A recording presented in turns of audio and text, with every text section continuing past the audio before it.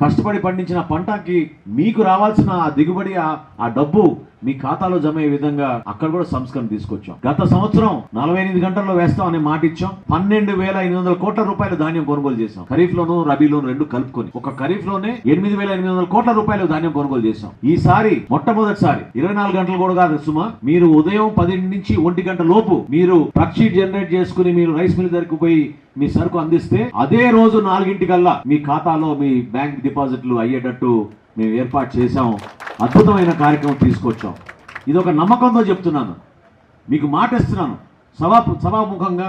ఎందుకంటే ఇప్పుడు వరకు మేము ధాన్యం కొనుగోలు ప్రారంభమై 2 వారాలైంది. తాడేపల్లిగూడెంలో ప్రారంభించాను 2 వారాల క్రితం. ఇప్పుడు వరకు 2,65,000 మెట్రిక్ టన్నుల ధాన్యం కొనుగోలు చేశాం.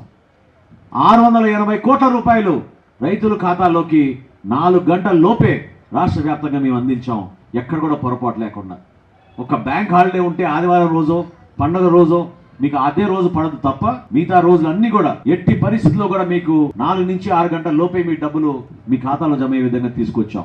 గతంలో ఎప్పుడు లేని విధంగా ఈ రోజున 51 లక్షల మెట్రిక్ టన్నులు ఎందుకు కొంటున్నాం అంటే రైతు పండించిన ప్రతి బస్తా కొనడానికి ప్రభుత్వం సిద్ధంగా ఉంది. కొనడమే కాదు, మీకు 4 గంటల లోపే మీకు డబ్బులు మీ ఖాతాలో జమ చేస్తాం. ఇది వాస్తవం, ఇది జరుగుతుందనే విషయం మీకు ప్రస్తావిస్తున్నాను.